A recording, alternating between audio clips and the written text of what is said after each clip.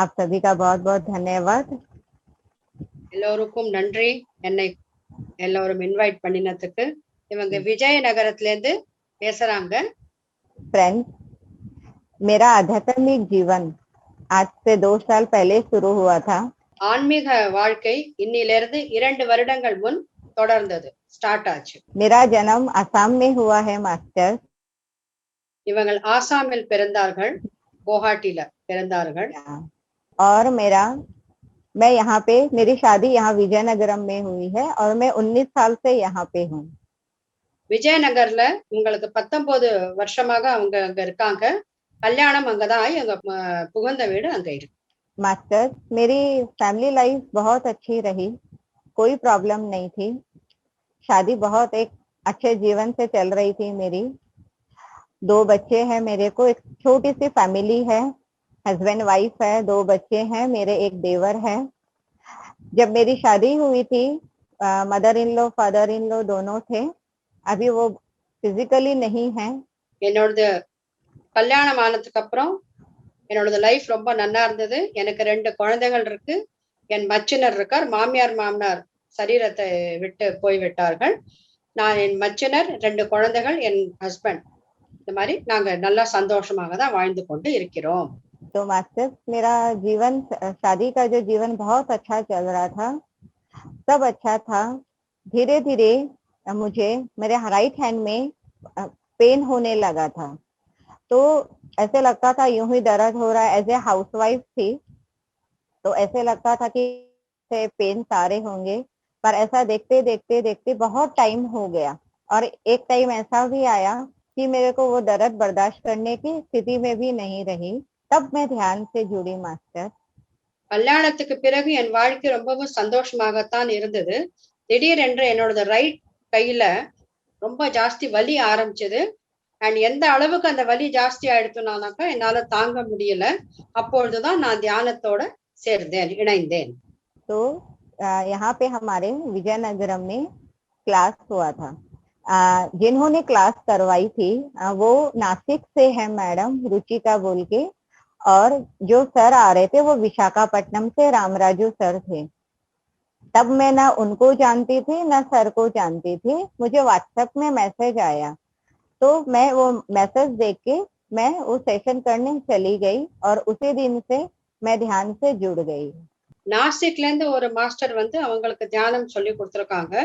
அதுக்கப்புறம் நம்ம PV Ramaraju sir அவர்கள் வந்து அவங்களுக்கு தியானம் எல்லாம் சொல்லி கொடுத்திருக்காங்க. முதல்ல இவங்களுக்கு தெரியாதான், வாட்ஸ்அப் மூலமா தான் அவர்களோட இவங்க தொடர்பு கொண்டிருக்காங்க.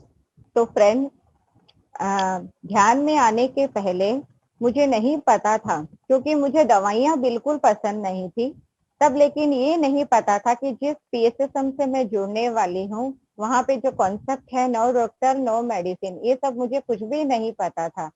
लेकिन कहीं ना कहीं मुझे दवाइयाँ बिल्कुल पसंद नहीं थी. मैं डॉक्टरों के पास भी जाती थी तो मैं यही बोलती थी, आप मेरा एक्सरे निकालो, स्कैनिंग निकालो, अंदर की क्या प्रॉब्लम है ये बता दो, पर मुझे दवाइयाँ नहीं चाहिए. तो मैं ऐसे डॉक्टर से ट्रीट करती थी वहाँ पे मास्टर. இவங்களுக்கு முதல்ல தெரியாதா, நம்ம PSSM ஓட கொள்கை இருக்கு இல்லையா, நோ டாக்டர் நோ மெடிசன். இதை பத்தி எல்லாம் இவங்களுக்கு ஆரம்பத்துல தெரியாதா.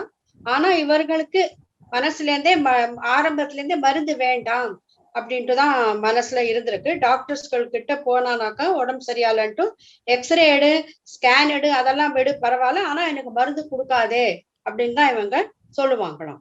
फिर जब मैं उस दिन सेशन से जुड़ी मास्टर, तो वहाँ पे जब रामराजू सर कॉन्सेप्ट बता रहे थे, और मैं यहाँ पे एक बात और शेयर करना चाहूंगी कि ध्यान मतलब दर्द की वजह से मेरे हस्बैंड मुझे बहुत बोलते थे कि आप मेडिटेशन करो. पर मैं जैन कुल में जन्म होने के साथ साथ हमारे यहाँ ध्यान भी होता है, पर उस समय इतनी समझ नहीं आती थी वो बातें. तो मेरे हस्बैंड बोलते थे कि तुम ध्यान करो, तुम्हारे हाथ में दर्द है, तुम ध्यान करो. पर मैं उनकी बात को इतना ध्यान नहीं देती थी मैं.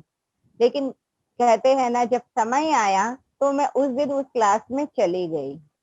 இவங்களுக்கு கையில ரொம்ப வலி ஆரம்பிச்சதுன்னு அப்புறம் இவங்க கணவர் சொல்லியிருக்கார், நீ தியானம் பண்ணுமான்ட்டு. ஆனா இவங்க ஜெயின். அப்போ அவளுக்கான தியானம் இருக்கே வந்து அத்தனை அவளுக்கு அதுல தியானத்துல கவனம் போகல. அதனால அவங்க தியானம் அப்ப செய்யல. ஆனா ராமராஜு சாரோட கிளாஸ் அட்டென்ட் பண்ணினதுக்கு அப்புறம் தான் இவங்க அந்த லைன்லயே வந்திருக்காங்க. அப்புறம் தான் இவங்களுக்கு அதோட வேல்யூ அதுக்கு புரிஞ்சிருக்கு. फिर उस दिन मैं सर का क्लास सुनी, सब बताया सर ने, जो हम मन बुद्धि शरीर आत्मा सर्व आत्मा के ऊपर कॉन्सेप्ट बता रहे थे और मैं वो सुन रही थी मास्टर। और मुझे सुनते सुनते ऐसे लगा कि मैं ये सब जानती हूँ, इन सब के बारे में मुझे पता है। एक मतलब एक अलग सी एनर्जी का फील होने लगा था मुझे वहां। सर ने उस दिन ध्यान भी करवाया और उस स्थिति में बहुत ज्यादा दर्द होने लगा। वो हीलिंग प्रोसेस हो रहा था जो मुझे समझ नहीं आया। तो उस दिन और सर की क्लास ज्वाइन करने के बाद एक अंदर से बहुत ही आनंद की अनुभूति हुई थी। उस दर्द में भी एक सुखद आनंद की अनुभूति हुई थी मास्टर। இவங்க ராமராஜு சாரோட செஷன் அட்டென்ட் பண்ணிருக்காங்க.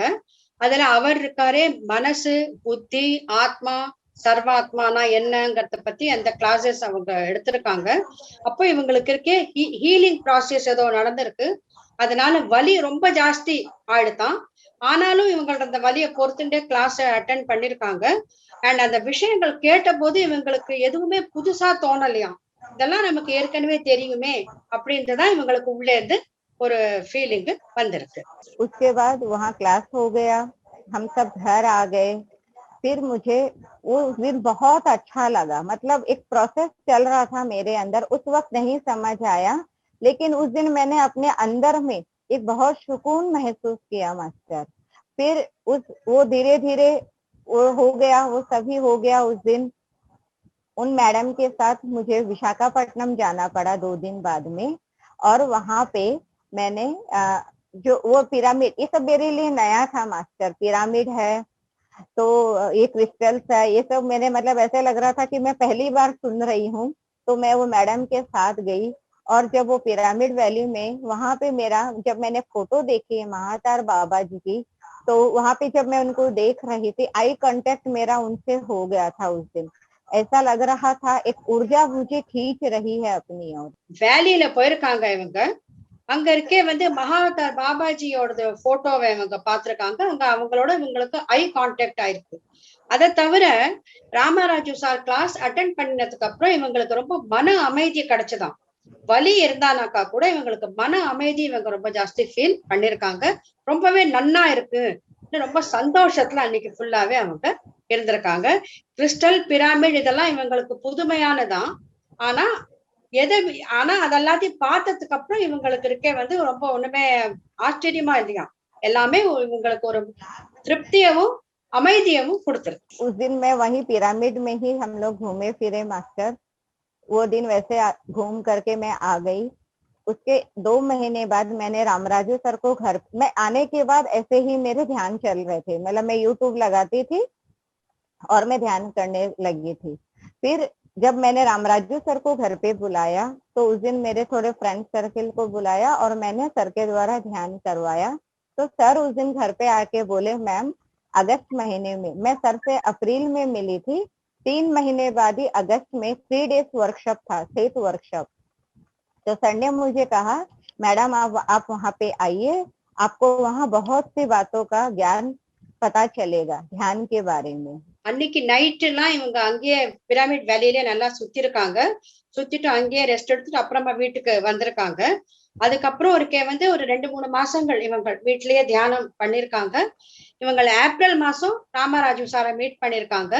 தென் ஆகஸ்ட் மாசம் அவங்க வந்த போது அவர் சொல்லியிருக்கார், இவங்க வீட்டுக்கு வந்திருக்காங்க, இந்த மாதிரி நாங்க ஒரு சேத் ஒர்க் ஷாப் 3 நாளோடது சேத் ஒர்க் ஷாப் பண்ண போறோம், நீங்க அதை கண்டிப்பாக அட்டென்ட் பண்ணுங்க அப்படின்ட்டு. फ्रेंड्स, वहां पे मैं जब यहाँ से गई, जाने के पहले थोड़े बहुत से ऐसे सिचुएशंस आए मेरे साथ, लेकिन हालात ऐसे हो रहे थे तो मैंने अपने गुरुजी पे छोड़ दिया कि अगर मेरा वहां होना जरूरी है तो मैं कैसे भी वहां पहुंच जाऊंगी, और अगर नहीं जरूरी है तो मैं यहीं रहूंगी। तो मेरे हस्बैंड तैयार नहीं थे भेजने को। वो मुझे बोलते थे कि ध्यान मैंने सिर्फ तुम्हारी तबीयत ठीक नहीं है इसलिए मैंने तुमको ध्यान करने बोला है, तुमको यहाँ वहां जाने की जरूरत नहीं है। சேத் கிளாஸ் அட்டென்ட் பண்ண போறதுக்கு முன்னாடி திடீர்னு இவங்களுக்கு கொஞ்சம் உடல்நிலை சரியா இல்லாம ஆயிருக்கு. கொஞ்சம் ஹெல்த் ப்ராப்ளம் ஆயிருக்கு. சோ இவங்களால போகிறது நிலைமையில இவங்க இல்ல. ஆனா இவங்க ஒரு தாட் வச்சாங்களாம், நான் அங்க போகணும்னு எனக்கு இருந்தது, அதனால எனக்கு ஏதாவது லாபம் இருக்குனாக்கா நான் கண்டிப்பாக அங்க போவேன், இல்லைன்னா எப்படி உங்க இஷ்டமோ அப்படின்ட்டு இவங்க மாஸ்டர்ஸ்கள் மேல விட்டுருக்காங்க. இவங்க கணவரும் என்ன சொல்லியிருக்காருன்னா, நான் உன் உடம்பு நல்லா ஆகணுங்கிறதுக்கு தான் நான் உன்னை தியானத்துல அனுப்பிச்சேன், நீ இங்க அங்கெல்லாம் போக தேவையில்லை, நீ வீட்லயே இருந்துட்டு தியானத்தை செய்யி அப்படின்ட்டு சொல்லியிருக்காங்க. तो ऐसा हुआ उस समय मास्टर कि जब मुझे फेथ वर्कशॉप जाना था तो मेरे हस्बैंड को राइट हैंड में फ्रैक्चर हो गया था। वो शॉप में बारिश हो रही थी और वो गिर गए थे। तब मुझे और थोड़ा टेंशन आ गया कि इनको मैं ऐसी हालत में छोड़ के कैसे जाऊंगी। तो उस समय मैंने मेडिटेशन में एक थॉट रखा कि मास्टर मुझे बताइए कि मैं इनको ऐसी हालत में छोड़ के मैं कैसे जाऊं वहां पे। तब ध्यान से ही उठने के बाद मुझे ऐसे लगा कि आप चिंता मत करो, आपको वहां पहुंचना है, यहाँ पे मैं संभाल लूंगा, ऐसा मुझे एक अंदर से आवाज आई मास्टर। சேத் ஒர்க் ஷாப் போறதுக்கு முன்னாடி இவரோட கணவர் கையில இருக்க பிராக்சர் ஆயிடுச்சு. அப்போ இவங்க தியானத்துல உட்காந்து யோசிச்சிருக்காங்க, நான் எப்படி போறது, இவரை இந்த நிலைமையில நான் தனியா விட்டுட்டு நான் எப்படி கிளாஸ் அட்டன் பண்ண போறதுன்ட்டு. அப்போ தியானத்திலே இவங்களுக்கு ஒரு குரல் கேட்டிருக்கு, நீ இத பத்தி கவலைப்படாதே, இங்க நான் எல்லாத்தையும் பாத்துக்கிறேன், நீ போய் கிளாஸ் அட்டன் பண்ணிட்டு வா அப்படின்ட்டு இவங்களுக்கு உள்ள இருந்து ஒரு குரல் வந்திருக்கு. तब मास्टर मैंने जब मैं ध्यान से उठी, थोड़ा मेरा कॉन्फिडेंट बढ़ गया जाने के लिए। फिर मैंने एक मैडम को बुलाया खाना बनाने के लिए और उस मैडम को मैंने कहा आप 1 हफ्ता मेरे घर में रहिए और मैं फेथ वर्कशॉप 3 डेज अटेंड करके आती हूँ। तो मेरे हस्बैंड को भी थोड़ा अच्छा लगा, जिनको मैंने रखा था वो हमारे रिलेटिव्स में ही थे और वो भी मान गई थी। तब मैं उनके हाँ करने के बाद फिर मैंने सर के साथ फिर 3 डेज वर्कशॉप के लिए चली गई। उसमें हैदराबाद से रागिनी मैडम, मैं, बालाकृष्ण सर की बेटी और हम सभी एक ही साथ ट्रेन में हम लोग भुवनेश्वर गए थे 3 डेज वर्कशॉप के लिए। அதுக்கப்புறம் இவங்களுக்கு தியானத்திலேயே இந்த மாதிரி வந்தது, ஏதோ ஐடியா எல்லாம் வந்திருக்கு. அப்போ இவங்க ஒரு ரிலேஷன்லயே ஒரு லேடி இருக்காங்க, அவங்களுக்கு சமையலுக்கு ஏற்பாடு பண்ணிட்டு தன் ஹஸ்பண்ட் அவர்கிட்ட விட்டுட்டு இவங்க கிளாஸ் அட்டன் பண்றதுக்கு போயிருக்காங்க. ராகினி மேடம், பாலா சார் இவளாரும் இவங்க கூடவே ட்ரெயின்ல எல்லாருமே சேர்ந்துதான் இவங்க ஜேர்னி பண்ணி हैदराबाद போயிருக்காங்க. मास्टर उस वक्त मुझे मतलब क्या होने वाला है वहां पे, क्या सब्जेक्ट वो लोग बताएंगे, सब मेरे लिए जीरो था मास्टर। पर मैं वहां पे सभी इतने बड़े बड़े मास्टर्स के साथ मैं रूम में रही, रागिनी दी के साथ 2 दिन रही मैं, लेकिन फिर भी मैं अंदर से एक शून्य स्थिति में थी कि क्या हो रहा है मेरे साथ, मुझे कुछ भी समझ नहीं आ रहा था। तो फिर जैसे ही हम वहां पहुंचे, 3 दिन का मैंने सेशन ज्वाइन किया, तो एक दिन बालाकृष्ण सर ने क्वेश्चन किया, क्या हम सभी भगवान है? तो मेरे दिमाग में ये बात आई कि सुनते तो हैं, लेकिन पर कैसे, अगर होंगे भी तो क्या ऐसा क्या करना चाहिए जिससे हम भगवान बन सकते हैं मास्टर। இவங்க 3 நாள் கிளாஸ் அட்டன் பண்ணிருக்காங்க.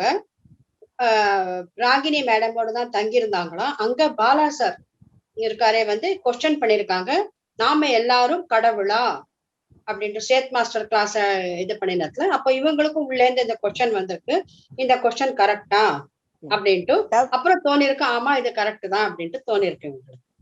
तो मास्टर वहां पे मुझे जब बालाकृष्ण सर समझा रहे थे कि कैसे हम भगवान हैं, कैसे हम आत्मा ही परमात्मा बन जाती है। पहले हम सुनते थे कि आत्मा परमात्मा में मिल जाती है, पर ऐसा नहीं है। जब हम ध्यान अवस्था में आते हैं मास्टर, तब ये आत्मा ही परमात्मा बन जाती है। ये उस दिन मुझे फर्स्ट टाइम पता चला। தியானத்துல வரதுக்கு முன்னாடி, சேத் ஒர்க் ஷாப் அட்டன் பண்றதுக்கு முன்னாடி இவங்களுக்கு எந்த மாதிரி நாலேஜ் இருந்ததுனாக்கா, ஆத்மா என்பது பரமாத்மாவுடன் போய் இணையறது அப்படின்னு தான் இவங்க நினைச்சிட்டு இருந்தாங்களாம். சேத் ஒர்க் ஷாப் அட்டன் பண்ணினதுக்கு அப்புறம் தான் இவங்களுக்கு இந்த புரிதல் வந்துதான், ஆன்மா என்பது பரமாத்மாவுடன் போய் இணையறது இல்ல, ஆன்மாவே தான் பரமாத்மா அப்படிங்கிறது, நாமே தான் கடவுள்ங்கிறது அந்த புரிதல் இவங்களுக்கு அந்த ஒர்க் ஷாப் அட்டென்ட் பண்ணினதுக்கு அப்புறம் வந்தது. 3 days वर्कशॉप में मास्टर 3 days में बहुत सारे कॉन्सेप्ट हुए, सब कुछ सुना मैंने, पर मास्टर वो सभी सुनने के बाद भी पूरा जीरो था मेरे लिए, पूरा जीरो। मतलब सुना सब कुछ लेकिन फिर भी ऐसे लग रहा था पूरा जीरो है। एंड पूर्णता, पूर्णता मतलब एक अंदर से मास्टर एक अलग से संतुष्टि हो रही थी मुझे वो सब सुन के। तो सब कुछ सुना, सारा ज्ञान भी लिया, पर जैसे कहते हैं ध्यान का जो एंडिंग ही है वो है एक जीरो, शून्यता। तो मास्टर उस दिन से लेकर आज तक मैं इतने जूम सेशन सुन रही हूँ, इतने नॉलेज ले रही हूँ, उन सबके बावजूद भी कहीं ना कहीं एक अंदर में एक इतना शून्यता महसूस होता है मास्टर कि एक होता है कि सब कुछ होते हुए भी मैं नहीं हूँ। ये वाला जब हम स्थिति में आ जाते हैं, मैं हूँ भी और नहीं भी हूँ, आज ऐसा मुझे महसूस होता है मास्टर। இந்த சேத் விஸ்டம் கிளாஸ் அட்டென்ட் பண்ணினதுக்கு அப்புறம் எனக்கு என்ன புரிஞ்சுதுனாக்கா, எல்லாமே இருக்கு ஆனா இல்ல. நான் என் மனதுக்குள் நான் ஒரு முழுமைத்தனத்தை அனுபவிச்சேன். ஆனா ஒரு சூன்யமாகவும் இருந்தது. எல்லாமும் இருக்கு, எல்லாம் இல்லை அப்படிங்கிற நிலைக்கு நான் வந்தேன். அதன் பிறகு நான் நிறைய ஜூம் கிளாஸ் எல்லாம் நிறைய அட்டென்ட் பண்ணினேன். ஆனாலும் உள்ளே இருந்து என் மனம் இருக்கே காலியாகத்தான் இருக்கு அப்படிங்கிற சூன்ய நிலையில் நான் வாழ்ந்து கொண்டு இருக்கிறேன் அப்படின்ட்டு சொல்றாங்க. मास्टर 3 days वर्कशॉप पूरा अटेंड करके आने के बाद मैं घर में आके ऐसे ही ध्यान करते रहना। फिर उसके बाद जब ध्यान करती थी तो धीरे धीरे मुझे ऐसे लगने लगा बच्चों को बताना चाहिए, तो मैं वो भी करने लगी। मेरे घर में मेरे हस्बैंड और मेरे बच्चे भी करने लगे। तो जब लास्ट ईयर फिर हम कोरोना की वजह से जूम सेशंस में इतने सारे कॉन्सेप्ट सुने, वो सभी हमें एक एक ज्ञान हमको पता चलने लगा जूम के माध्यम से। तो उसके बाद था इतनी ज्ञान की बातें मिल रही थी, उसके बावजूद भी एक मेरे को अंदर से आवाज आती थी कि तृप्ति, ये तृप्ति कैसी होती है कि जैसे सब कुछ पा लिया हो मास्टर, सब कुछ है, जैसे मेरे अंदर में ही सब कुछ समाया हुआ है। बस एक मैं आनंद का अनुभव करती हूँ उन सबको सुन के, उन सबको श्रवण करके कि ये जो सामने से मैं जो भी सुन रही हूँ वो मेरे ही स्वरूप है। இந்த 3 நாள் சேத் ஒர்க் ஷாப் அட்டென்ட் பண்ணினதுக்கு அப்புறம் இவங்க ரொம்பவே மன அமைதியை அடைந்தாங்க. அதன் பிறகு வீட்டில் வந்த பிறகு இவங்க தன் பசங்களுக்கும் சொல்லி கொடுத்தாங்களாம். ஸோ இவர் கணவர், குழந்தைகள் எல்லாருமே ஃபேமிலியில தியானம் பண்றதுக்கு ஆரம்பிச்சுட்டான்.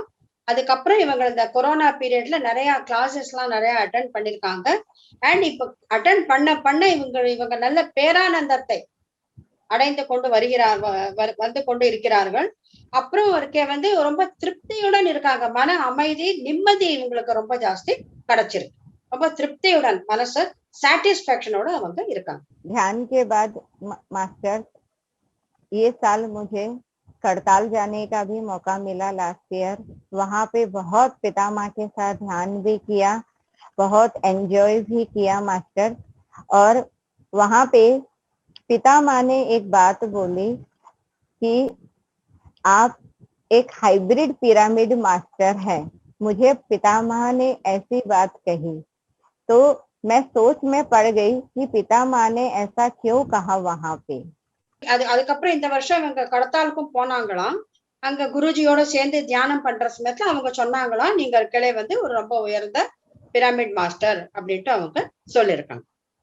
तो मास्टर जब मैं थोड़ा सोचने लगी कि पितामह ने ऐसा मुझे क्यों कहा, क्या कारण से कहा, तो तब मैं ऐसा लग रहा था कि एक गुरु ये बात क्यों बोल रहे हैं हमको। मैं बहुत सोचने लगी, भले ही हमको उसका शब्द मालूम होगा लेकिन फिर भी क्या वजह है कि पितामह ने मुझे ऐसा कहा। तो मुझे उसका जवाब तो कुछ भी नहीं मिला, लेकिन ध्यान जब आने के बाद जब मैं ध्यान करने लगी और ध्यान के साथ साथ स्वाध्याय भी और थोड़ा मैंने बढ़ा दिया मास्टर, स्वाध्याय करने लगी, तब मुझे ये समझ आया कि इस धरती में हम ध्यान करने के साथ साथ, ध्यान को बताने के साथ साथ, हम जिस परिवार में आते हैं उनके लिए भी हम कई बार कई लोगों के लिए हम इस धरती में जन्म लेते हैं, ताकि हम अपने साथ उनका भी उद्धार कर सके, तब हम इस धरती पे जन्म लेते हैं मास्टर। பத்ரிஜி இப்படி ஏன் சொன்னார் அப்படிங்கிறது இவங்களுக்கு மறுபடியும் மறுபடியும் மறுபடியும் மறுபடியும் இந்த கொஸ்டின் வந்துட்டே இருந்திருக்கு. ஏன் இப்படி குருஜி சொன்னார், ஏன் இப்படி சொன்னார் அப்படின்ட்டு. ஆனா அவங்களுக்கு இதுக்கு ஆன்சர் கிடைக்கவே இல்லையா. பட் ஆனா திரும்பி வீட்டுக்கு வந்ததுக்கு அப்புறம் தியானம் பண்ண பண்ண இவங்களுக்கு என்ன புரிய வந்ததுன்னாக்கா, நம்ம எதுக்காக ஜென்மம் எடுக்கிறோம்னாக்கா, நம்ம தியானம் செய்யணும், மற்றவருக்கு தியானம் கத்து கொடுக்கணும், அதுக்கப்புறம் சுவாத்தியாயமும் செய்யணும்னு தெரிய வந்திருக்கு. சோ நிறைய சுவாத்தியாயமும் பண்ண ஆரம்பிச்சிருக்காங்க. அண்ட் இவங்களுக்கு இன்னும் என்ன ஒண்ணு புரிதல் வந்ததுன்னாக்கா, நம்ம ஃபேமிலி மெம்பர்ஸ்க்காகவும் நம்ம ஜன்மம் எடுக்கிறோம், அவளையும் நம்ம தன்னை உத்தாரம் பண்ணிக்கணும், நம்மளோட சேர்ந்து சேர்ந்து நம்ம குடும்பத்துல யாரெல்லாம் இருக்காளோ அவளோடதும் உத்தாரம் செய்யறதுல நம்ம அவளுக்கும் உதவி செய்யணும் அப்படிங்கிறது இவங்களுக்கு தோணிருக்கு. यहाँ पे मास्टर मैं एक पत्री सर का कॉन्सेप्ट है ब्रेक द रूटीन का, वो मैं बताना चाहूंगी। और पत्री सर के बहुत से मैसेजेस मैं सुनती थी। उन मैसेजेस में जब लास्ट ईयर की बात है कि हम इस धरती पे बहुत अनुभव लेने आते हैं, ठीक है, ये समझ आ गया।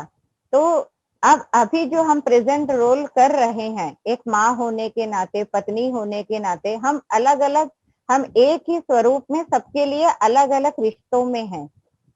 तब मुझे थोड़ा, जब मेरे घर की बात आती थी तो मुझे थोड़ा ऐसे लगता था कि मैं माँ तो हूँ, लेकिन वहां मैं थोड़ा एक अलग किरदार निभा रही थी अपने बच्चों के साथ।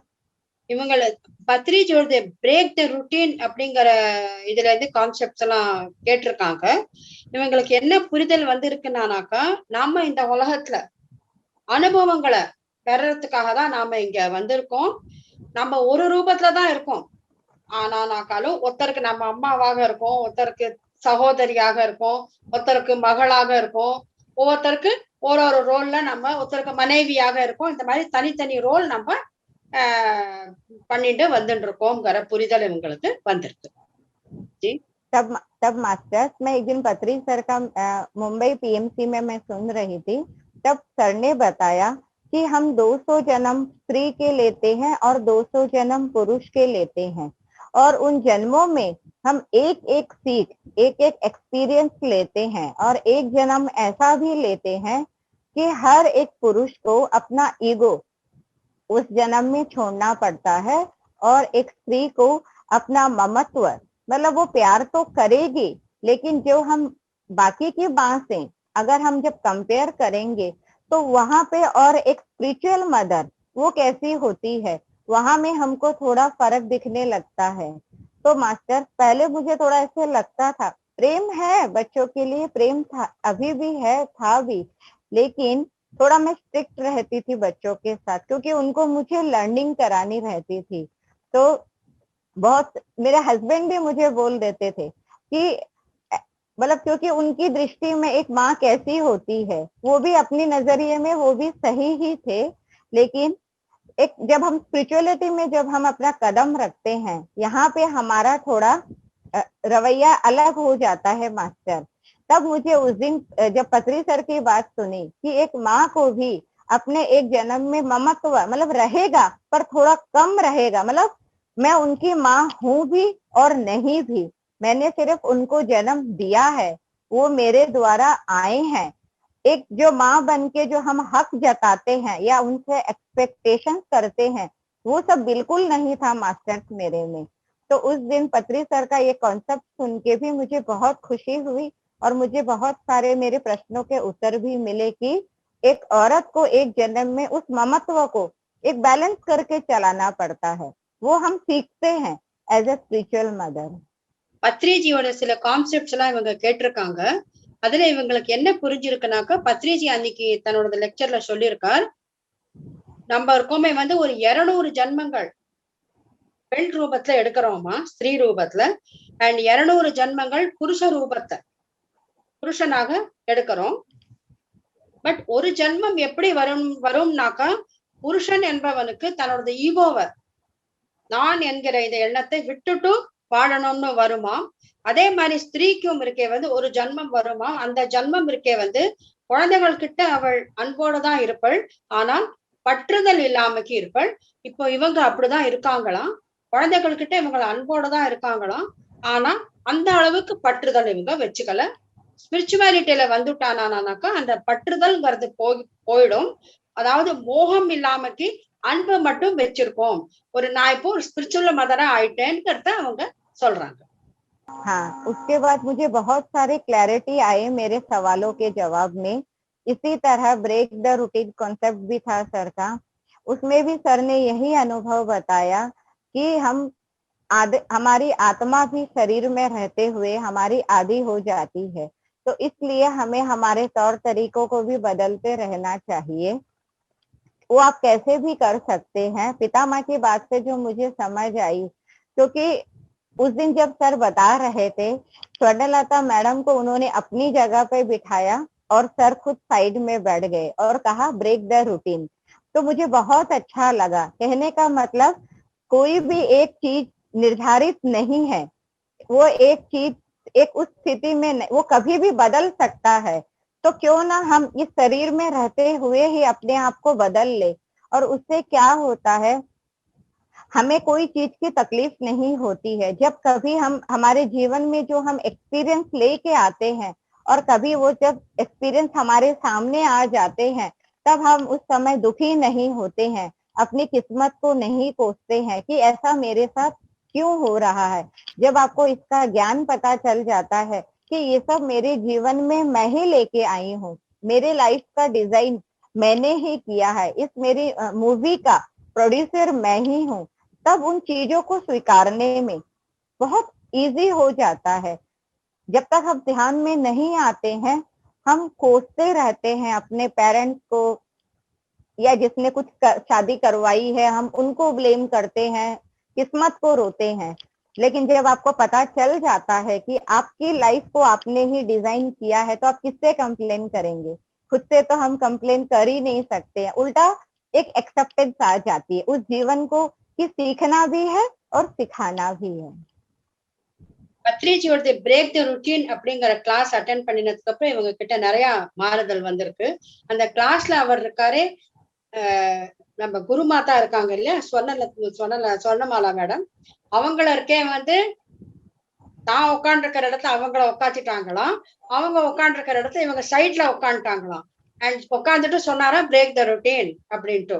சோ எப்பவுமே ஒரே இதுல போயிட்டு இருக்க கூடாது, அத என்னமோ சொல்லுவாளியா, ஒரே வழியில போறேன் அப்படின்ட்டு அந்த மாதிரி போகக்கூடாது, சில மாற்றங்கள் நம்ம இதுல வந்துட்டே இருக்கணும் அப்படின்ட்டு. அது இவங்களுக்கு ரொம்பவே பிடிச்சதான் பத்ரிஜி சொன்ன இந்த ரொட்டீன். ஏன்னா அதே நம்ம உயிரோட நம்ம இந்த உடல்ல இருக்கிற சமயத்திலேயே இந்த மாதிரி எல்லாம் பிராக்டிஸ் எல்லாம் நம்ம பண்ணிட்டு இது பண்ணிக்கணும். அதனால இருக்கே நமக்கு நிறைய விதவிதமான அனுபவங்கள்லாம் நமக்கு அதனால கிடைக்கிறது அப்படின்ட்டு சொல்றாங்க. Thank you ma'am. फ्रेंड्स, ध्यान में आने के बाद अगर मैं कहूँ कि ये 2 साल में मैंने क्या जाना, क्या अनुभव है मेरे, तो मास्टर्स मैं यही कहूंगी कि एक्सेप्टेंस बहुत आया और किसी को जज नहीं करना है। जो शायद हम जाने अनजाने में जब ध्यान में नहीं थे, हम लोगों को जज कर लेते थे, कंप्लेंट्स भी करते थे मास्टर कि ये ऐसा नहीं हुआ, ये वैसे नहीं हुआ, या फिर मेरे तरीके से नहीं हुआ। तो उस समय वो क्लैरिटी नहीं थी, तो हमें गुस्सा भी आता था, कोई सिचुएशंस ऐसे रहते थे हम दुखी भी हो जाते थे। तो ध्यान में आने के बाद ये सब चीजें क्लैरिटी आती गई मास्टर। उसके बाद एक्सेप्टेंस बहुत जरूरी है। एक्सेप्टेंस लाइफ में कि जब हम एक्सेप्ट करने लग जाते हैं, तो उससे क्या होता है, मैंने देखा है कि हम दूसरों को बदलते बदलते हम खुद बदल जाते हैं। ध्यान में हमें पता भी नहीं चलता, हमें कोई इसके लिए ताकत नहीं लगानी पड़ती है मास्टर, क्योंकि जब हम ध्यान में उतर जाते हैं और आत्मा को तो वही चाहिए, वो इतनी खुश होती है ध्यान के माध्यम से।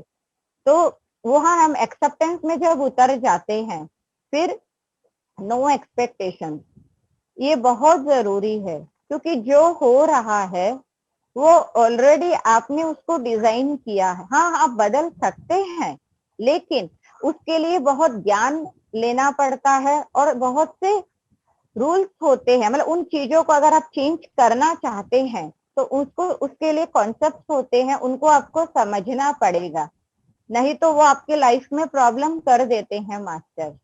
तो मुझे ये चीजें बहुत अच्छी लगी कि ना हम किसी को कंप्लेन कर रहे हैं, ना किसी को जज कर रहे हैं, ना कोई एक्सपेक्टेशंस है। जो हो रहा है हम उसको एक्सेप्ट करते जा रहे हैं। और मुझे इंटरफेरेंस भी नहीं पसंद था मास्टर, सच में। ना मैं किसी को कुछ बोलती थी, और ना मुझे जब कोई बोलता था मुझे ये भी पसंद नहीं था मास्टर, कि मेरी लाइफ में कोई क्यों इंटरफेरेंस करता है। तब सामने वाले बोलते थे, मैं कोई बोलता तेरी मैं माँ हूँ, कोई बोलता पति है, ये सब हम सुनते हैं। लेकिन कहीं ना कहीं हम जब इस पीएसएसएम से आए हैं तो यहाँ हमको एक क्लैरिटी हो गई है कि हम कई जन्मों की साधना है हमारी, तब आज हम इस पीएसएसएम में जुड़े हैं। तो ये उसका पावर, वो पावर बुलवाता था मेरे से कि कोई मुझे कुछ ना बोले, ना मैं किसी को बोलूं। तब धीरे धीरे मुझे ये क्लैरिटी आने लगी मास्टर। और अंदर से एक इतना पावर होता था मेरे को कि अभी 2 दिन पहले मैं सर का एक कॉन्सेप्ट सुनी कि एक ब्रेव में रहना है, डरना नहीं है, निडरता में रहना है, वो कहीं ना कहीं था। तो मुझे ये बहुत अच्छा लगा ये 2 दिन पहले जब मैंने सुना कि एक पिरामिड मास्टर हर परिस्थिति में निडर होता है, डरता नहीं है, हर लाइफ के चैलेंजेस को वो स्वीकार करता है, और वही सच्चा पिरामिड मास्टर होता है। இவங்க என்ன சொல்றாங்கனாக்க, நம்ம பத்ரிஜியோட மெயின் கான்செப்ட் இல்ல எக்ஸெப்டன்ஸ், எல்லாத்தையுமே நம்ம அக்செப்ட் பண்ணிக்கணும் அப்படின்னு. அதுக்கு முன்னாடி அவங்க என்ன சொன்னாங்கனாக்கா, நாம தான் படைப்பாளி எல்லாத்துக்குமே. அப்போ நம்ம என்ன சுச்சுவேஷன் வந்தானாக்காலும் சரி, எல்லாத்தையுமே நம்ம ஏத்துக்கணும்.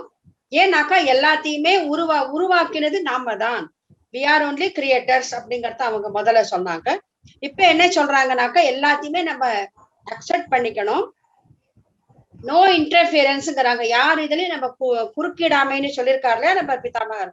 சோ குறுக்கிடாமை பத்தி சொல்றாங்க. நம்ம யார் இதுலயும் குறுக்கிடக்கூடாது அப்படின்ட்டு. அண்ட் ஃபியர்லெஸ்ஸா இருக்கணும், எதுக்குமே பயப்படக்கூடாது, பயப்படாமக்கு இருக்கணும் அப்படின்ட்டு. அதான் அவங்க அவங்க எல்லா பத்திரிகையோட எல்லா கான்செப்ட்ஸும் கேட்டுன்னு வந்துட்டு இருக்காங்க. சோ அது எல்லாத்தையுமே நான் என் லைஃப்ல நான் எடுத்துக்கிட்டு வரேன் அப்படின்ட்டு சொல்றேன். Thank you so much ma'am, आपने बहुत अच्छे से मेरे हिंदी को आपने तमिल में ट्रांसलेट किया। शुक्रिया मैम को भी बहुत बहुत थैंक यू करना चाहूंगी कि उन्होंने मुझे ये मौका दिया, उन्होंने मुझे याद किया इस सेशन के लिए कि मैं अपना एक्सपीरियंस शेयरिंग करूं। எல்லோருக்கும் நன்றி கூறுறாங்க. எல்லோரும் எனக்கு பேசுறதுக்கு வாய்ப்பு கொடுத்தீங்க, அதுக்காக நான் எல்லாருக்கும் நன்றி சொல்றேன் அப்படின்ட்டு அவங்க சொல்றாங்க. ஓகே நேயர்களே, நாம இதோட அஞ்சனா ஜெயின் மேடம்க்கு நம்ம எல்லோருமே நன்றி கூறுவோம். நான் நீலா நடராஜன் சென்னையில இருந்து பேசுறேன். Thank you madam. Anjana madam, thank you.